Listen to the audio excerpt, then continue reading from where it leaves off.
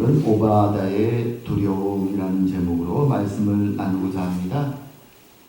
자, 얼마 전에 미국에서 한 통계 조사에 따르면 성경 상식을 사람들에게 물어봤는데 참 이상하게도 불신자들이 도리어 크리스찬들보다 더 대답을 잘 했다고 합니다. 어떻게 된 일일까요? 어떻게 신앙인들이 신앙이 없는 사람들보다 성경 상식에서 더 떨어질 수 있을까요? 어떤 면에서 이것은 오늘날 세상의 한 단면을 우리에게 여실히 보여주는 것입니다. 오늘날은 신앙인들이 세상을 살아가는 것이 참 어렵습니다. 왜냐하면 세상이 너무나 타락되어 있기 때문에 그렇습니다. 이것은 외부적으로 폭력이나 압력이 가해진다는 것이 아니라 세상의 질서 자체가 적당한 부조리와 욕심과 죄와 그 모든 것이 범벅이 되어 있기에 신앙의 바른 양심을 가지고 그들과 함께 살아가는 것이 너무나 어려운 세상이 되어버렸다는 것입니다. 그래서 어느샌가 신앙인들도 자신이 비록 크리스찬이라는 생각을 가지고 있다 할지라도 세상 속에서 크리스찬처럼 살아가지 못합니다. 그저 세상 사람들처럼 어울렁더울렁 섞여서 살아갑니다. 성경도 보지 않고 기도도 하지 않습니다. 아마 누가 물어보지 않는다면 다른 사람들은 그 사람이 크리스찬이라는 사실도 모를 정도로 그렇게 오늘날 세상은 크리스찬들을 유혹하고 흔들며 신앙 양심을 가지고 살아가기에는 너무나 힘든 모습으로 변해가고 있다는 것이죠. 그것이 오늘날 이 세상의 모습입니다. 오늘 본문에는 타락한 시대를 살아가던 한 신앙인, 고민과 걱정과 불안과 두려움으로 살았던 한 사람 오바다가 등장합니다. 오늘은 그의 모습을 보면서 타락한 시대 속에서 우리 신앙인들은 어떻게 살아야 될까 한번 고민해보는 시간을 갖기 원합니다. 오바다는 두 가지 두려움을 가지고 살았습니다. 하나는 세상에 대한 두려움, 하나는 하나님에 대한 두려움입니다. 오늘 오바다가 살았던 이 북이스라엘은 그 이전 시대 어느 때보다도 가장 타락한 시대였습니다. 특별히 선지자 엘리야가 이제 하나님의 명령을 따라서 하나님의 심판의 가뭄이 임할 것이다 선포된 이후에 신앙인들에 대한 박해가 더욱더 심해졌습니다. 아합과 이세벨은 선지자 엘리야를 찾아서 그가 퍼뜨린 잘못된 소문이라고 떠들면서 그를 붙잡아서 죽이려고 길을 씁니다. 그리고 심지어 그에게 동조하는 아니면 그의 의견이 마땅한 하나님의 말씀이라고 믿고 있었던 사람들까지도 핍박하기 시작합니다. 그렇게 타락하고 우상 숭배가 넘쳐났던 시대에 이 오바다는 바로 아합의 왕궁을 관리하는 아합의 대신으로 살고 있었습니다. 그런데 성경은 말합니다. 그는 지극히 여호와를 경외하는 자였다. 우리가 이 모습을 보면 한 가지 의문을 품을 수 있습니다. 정말로 하나님을 경외하고 신실한 자라면 왜 그 타락한 왕궁 아합과 이세벨의 궁전에 그들의 신하로서 여전히 살고 있었을까? 정말로 신실한 자라면 아합과 엘리야, 이세벨이 잘못된 길을 갈 때 일어나서 왕이시여 지금 왕과 왕비께서는 하나님의 명령을 어기는 잘못된 길을 갑니다 라고 부르짖고 순교의 길을 가든가 아니면 그 나라를 피해서 남유다로 가서 하나님을 신실하게 믿을 수 있는 환경에서 살아가는 것이 더 낫지 않았을까요? 혹시 그는 오늘날 우리가 흔히 썬데이 크리스찬이라고 말하는 사람들처럼 적당히 타협하고 그저 그렇게 살았던 것이 아닐까요? 도대체 무엇이 문제였을까요? 하지만 엄밀하게 말한다면 사실 오바데가 처했던 타락한 왕궁에서의 삶은 바로 오늘날 모든 크리스찬들이 살아가는 이 세상에서의 일상의 삶입니다. 우린 그런 세상을 살아가고 있습니다. 비록 북이스라엘은 한편으로는 하나님의 나라였지만 또 한편으로는 그들의 삶의 터전이었습니다. 오늘날 교회는 영적인 공동체죠. 육적인 삶의 터전은 분리되어 있습니다. 하지만 이 당시에는, 오바다가 살았던 이 당시에는 영적인 하나님의 공동체인 동시에 육적인 삶의 터전이었습니다. 북이스라엘 땅은 오바다에게 있어서는 하나님이 주신 그의 유업과 기업이 있는 조상들이 살아왔던 땅이고 그의 가족과 친척들이 살아가는 땅입니다. 그는 그곳에서 힘들어도 버티며 살아가야만 했던 것이죠. 그가 열심히 수고하여서 왕궁에서 일을 하는 걸 통해서 그의 가족들은 생계를 이어갔습니다. 비록 신앙 양심이 타락된 우상을 바라보며 또한 아합과 이세벨의 죄를 바라보며 괴롭고 힘들지만 그럼에도 불구하고 그곳은 그의 삶의 터전이었습니다. 그는 거기서 버텨내며 살아가야만 하는 것이죠. 그는 아주 성실하게 일했던 것 같습니다. 그러기에 아합은 자신의 말과 노새들에게 먹일 양식을 찾아야 될 때 다른 사람을 데려가지 않고 바로 이 오바다를 데려갑니다. 그리고 그와 함께 그것을 찾아 헤맵니다. 믿을 수 있는 신하였던 것이죠.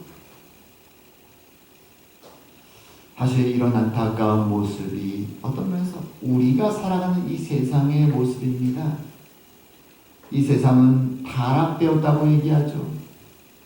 그래서 사람들은 신앙 양심을 따라 살아가지 않습니다. 성경이 말하는 바른 삶을 세상 사람들은 살아가지 않습니다. 걸리지만 않는다면 적당히 법을 어겨가면서 자신의 이익과 욕심을 따라 살아갑니다. 부조리한 일들이 넘쳐납니다. 그래서 세상을 살아가는 신앙인들은 참으로 양심에 큰 짐을 지고 살아갑니다. 양심의 찔림이 매일매일 계속됩니다. 그리고 세상의 힘은 우리 앞에 설 때 무섭습니다. 두렵습니다. 세상의 폭력은 무섭습니다. 우리가 그 앞에서 고개를 꼿꼿이 세우고 저것은 잘못됐습니다 라고 말하기에는 세상은 너무나 거대합니다. 그뿐만 아니라 우리 앞에 놓여있는 시간들은 참으로 불확실합니다. 내일 무슨 일이 벌어질지 우리는 아무도 예측할 수 없습니다. 내 육신의 병의 문제가 찾아올지, 내 가족들에게 무슨 사고가 생길지, 세상은 죄와 욕심과 타락으로, 더구나 범죄로 넘쳐나기에, 더구나 타락 이후에 모든 자연 질서마저도 어그러졌기에 참으로 불확실합니다. 그래서 세상을 살아가는 사람들은 마음속에 두려움과 걱정을 가지고 살아갑니다. 그것이 이 세상의 현실입니다. 그럼 그 속에서 우리는 어떻게 살아야 될까요? 무엇이 우리에게 최선입니까? 우리 신앙인들은 고민하게 되는 것이죠. 어떤 부류의 신앙인들은 그렇게 얘기합니다. 이 타락한 세상을 떠나자. 그래서 그들은 세상을 떠나서 자기들끼리 모여서 공동체 생활을 하기도 합니다. 메노나이트 같은 사람들이 선택한 삶이 그런 삶이죠. 그들 그룹 중에도 다양한 부류가 있지만 극단적인 사람들은 심지어 전기나 인터넷조차도 쓰지 말아야 된다라고 얘기합니다. 왜냐하면 세상에 악한 것들이 전기와 인터넷을 통해 들어온다라고 말하기 때문이죠. 하지만 성경은 세상을 떠나서 살아가라고 우리에게 명령하지 않습니다. 세상 안에서 세상 사람들과 함께 살아가라고 말합니다. 또 어떤 부류의 사람들은 두려움과 걱정을 극복하기 위해서 열심히 성공의 길을 가다 보니까 어느 사이인가 자신이 누구인지 신앙의 정체성을 잃어버리고 세상의 한 부분이 되어서 성공의 기쁨을 누리는 사람들도 있습니다. 무엇이 우리에게 최선일까요? 성경에 보게 되면 이방 땅, 타락한 땅, 우상의 땅에 살았던 믿음의 조상들의 모습도 있습니다. 다니엘과 세 친구의 모습이 그렇죠.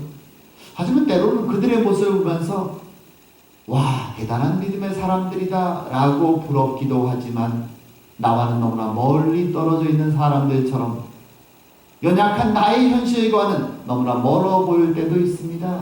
하지만 심지어 그 믿음의 사람들의 모습도 곰곰이 잘 떠보면 그들은 자신들이 대적들 앞에 어쩔 수 없는 마지막 순간이 되기 전까지는 그 이방 땅에서 어떤 면에서는 조용히 자신의 신앙을 굳이 드러내지 않고 이방 왕이 주는 떡을 먹으며 그리고 그들이 공급해주는 이방 교육과 우상들에 대해서 다 배웠습니다.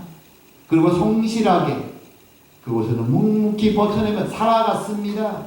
하지만 하나 신앙 양심만은 버리지 않고 하나님 앞에 기도하는 시간을 은밀히 가지며 그렇게 고개를 숙이고 타락한 우상의 나라에서 그들은 살아갔었습니다. 오늘날 우리들은 사실 그들만큼의 믿음이 없죠. 우린 연약한 자들이죠. 세상 앞에서 우리는 부족한 사람들입니다. 우리의 최선은 무엇일까요? 우리는 때로 기도하면서 모여서 서로 위로합니다. 주일이 되면 함께 모여서 힘을 냅니다. 우리 앞에 있는 세상의 여러 가지 문제들이 이제는 해결되기를, 내가 세상에 다시 돌아갔을 때는 모든 문제가 해결되어서 세상이 나에게 평화와 사랑과 기쁨의 소리만을 들려주기를 기대할 때가 있습니다. 하지만 세상에 돌아가 보면 세상은 바뀌지 않고 그대로 있습니다.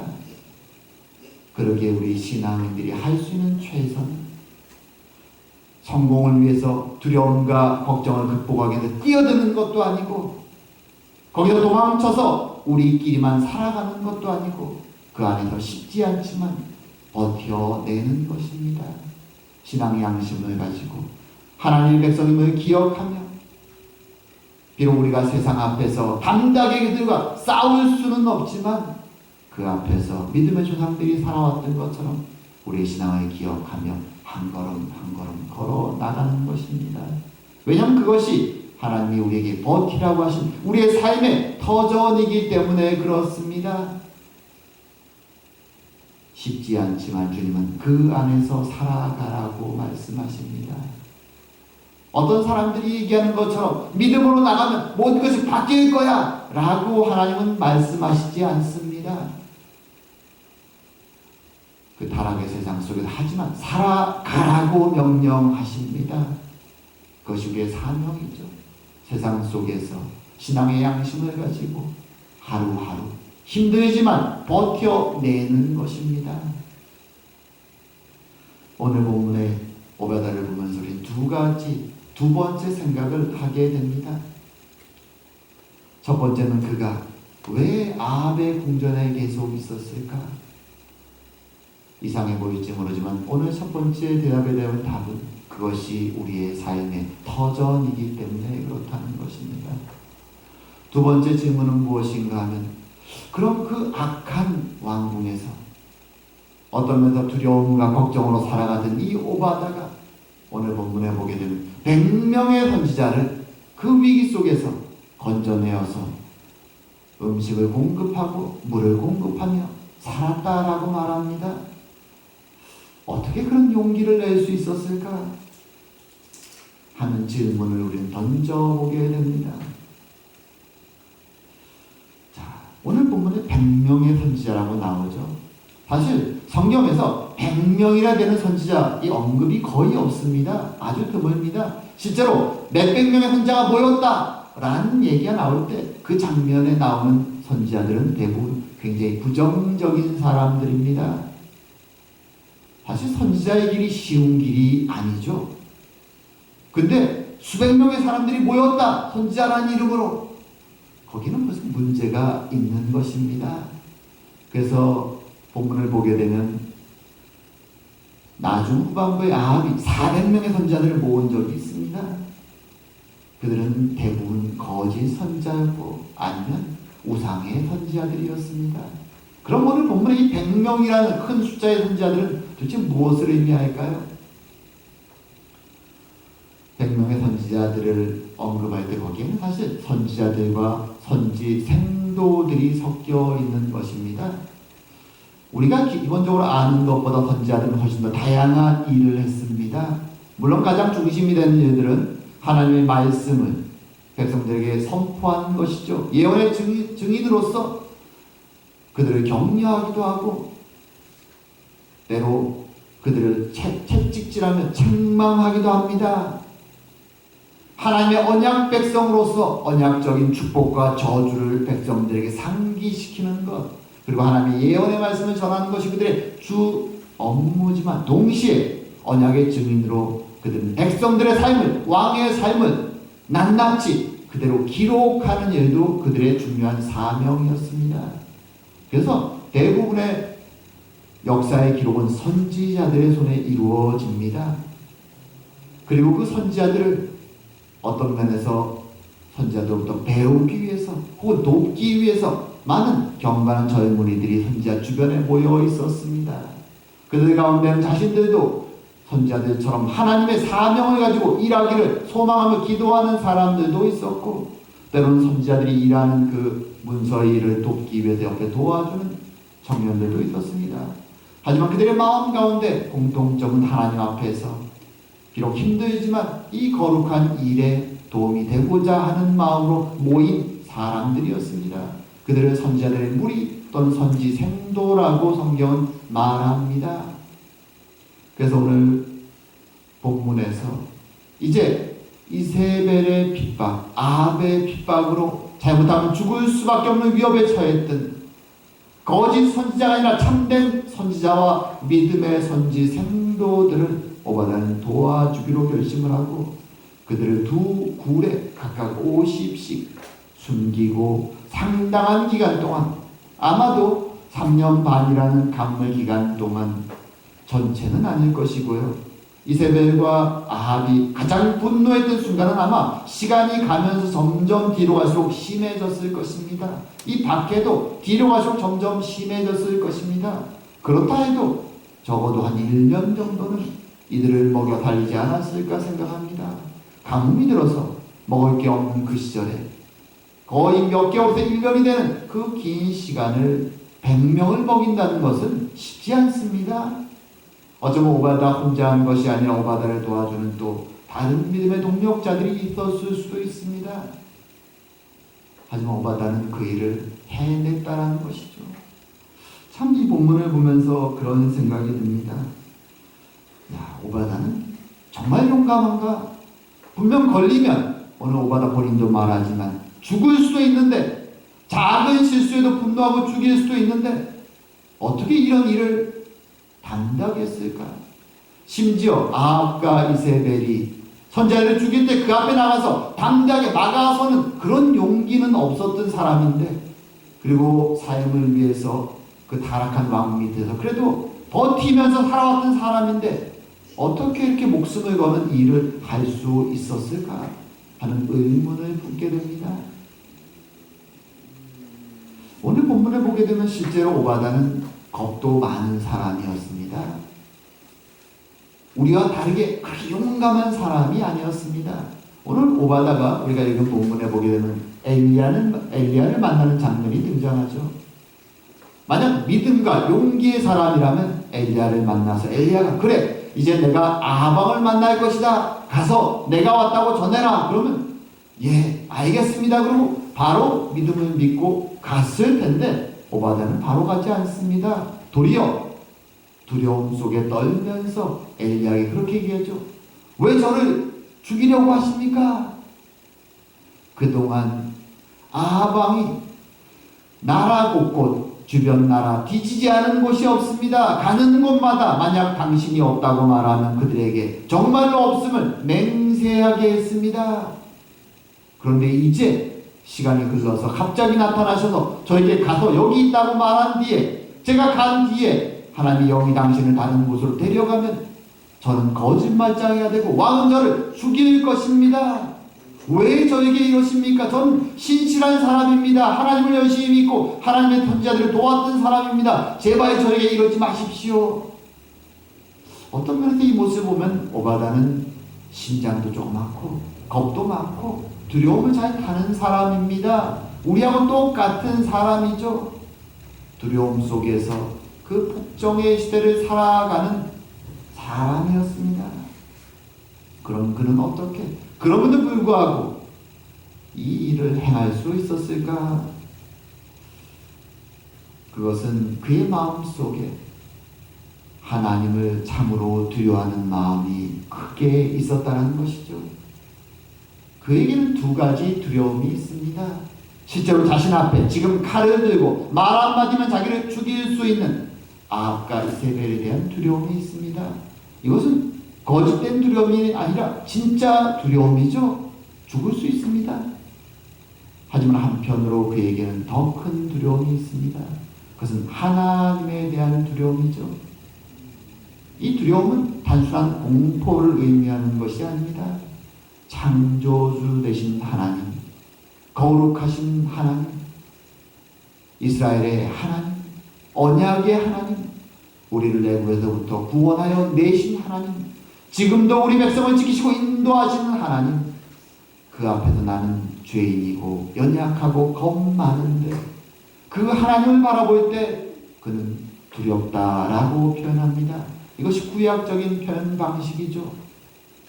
크신 하나님, 거룩하신 하나님, 은혜의 하나님, 사랑의 하나님이 그는 두렵습니다. 연약한 자신이 그 앞에 설 때 두렵습니다. 그리고 그는 두 두려움 앞에서 선택을 하는 것입니다. 심지어 칼을 들고 선 아합과 이세벨도 두렵지만 진정한 하나님, 진리 되신 그 하나님의 앞에서 더 두려움이 있습니다. 그리고 그 진리를 따라 그는 행해 나가는 것입니다. 이 칼을 든 두려움을 이겨내면서 말이죠. 얼마나 떨렸을까요? 얼마나 무서웠을까요? 그 소문이 왕 귀에만 들어가면 당장 자신은 죽는데 모든 것이 끝나는데 그럼에도 불구하고 크신 하나님의 손을 바라보면서 주님 도와주십시오. 두렵고 떨림으로 그는 그 일을 꽤 오랜 시간 동안 매일매일 해 나갔던 것입니다. 이것이 타락한 세상을 살아가는 신앙인의 모습입니다. 쉽지 않습니다. 두렵고 떨림이 매일매일 그를 찾아옵니다. 하지만 참된 하나님을 알기 때문에, 크고 두려우신 하나님을 알기 때문에, 은혜와 언약의 하나님을 알기 때문에 그는 그저 고개를 외면할 수 없었던 것입니다. 아마 작은 많은 일에는 외면하고 지나왔을지도 모릅니다. 하지만 이제 하나님의 크신 일 앞에서 더 이상은 고개를 돌릴 수 없었던 것입니다. 그래서 그는 매일매일 그 작은 심장을 붙잡고 두렵고 떨리지만 그래도 하나님의 뜻에 순종하며 기도하며 주님 제발 도와주십시오 부르짖으며 그는 그 일을 해 나갔던 것입니다. 그리고 우리들에게, 이 타락한 시대를 살아가는 우리들에게 믿는 자의 모습을 보여주는 것입니다. 이제 말씀을 정리할까 합니다. 타락한 세상을 살아가는 신앙인의 삶은 쉽지 않습니다. 우리는 세상을 살아갈 때 성공을 위해 살아가는 것도 아니요, 그렇다고 그들과 떠나서 고립되게 우리끼리만 살아가는 삶도 하나님은 살아가라고 말하지 않습니다.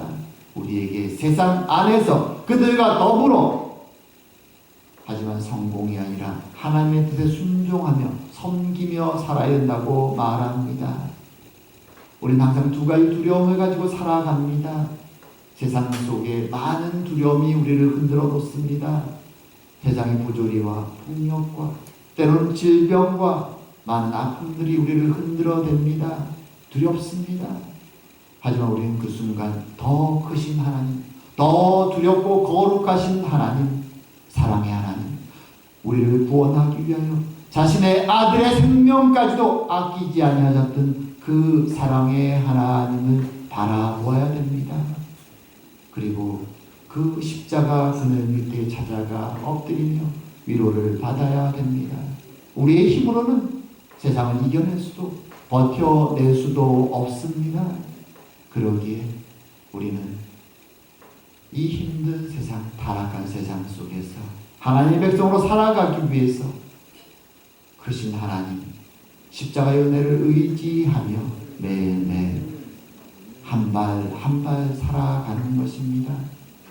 그렇게 주님께 의지할 때 주님은 우리의 힘으로 할 수 없지만 오바댜가 그러했던 것처럼 하나님의 뜻에 순종하며 하나님의 길을 걸어갈 수 있는, 두려움을 이겨낼 수 있는 힘과 능력을 허락하여 주실 것입니다. 참으로 이 길을, 우리의 힘으로 할 수 없는 이 길을 주의 은혜로 말미암아 매일매일 걸어가며 세상 속에서 버텨내며 하나님을 만나는 저희들이 다 되기를 주의 이름으로 축원합니다. 기도드리겠습니다. 사랑과 은혜의 하나님 아버지, 우리의 연약함과 부족함을 아시는 주님, 타락한 세상 속에서 두려움과 걱정과 근심으로 살아가는 연약한 저희들, 오늘도 주님 앞에 무릎을 꿇습니다. 크신 하나님의 은혜 앞에 무릎을 꿇습니다. 아버지 되시며 생명의 근원이 되시며 우리의 사랑의 하나님이 되셔서 십자가의 은혜로 우리를 구원하신 하나님의 은혜와 위로 앞에 무릎을 꿇습니다. 주님, 우리를 위로하여 주시고 힘주셔서 타락한 세상 속에서 그 두려움 속에서 버텨내게 하여 주시옵고 한 발 한 발 힘들지만 주의 백성의 길을 걸어가는, 주님과 함께 동행하는 삶을 걸어갈 수 있는 저희들이 다 되도록 은혜 내려 주시옵소서.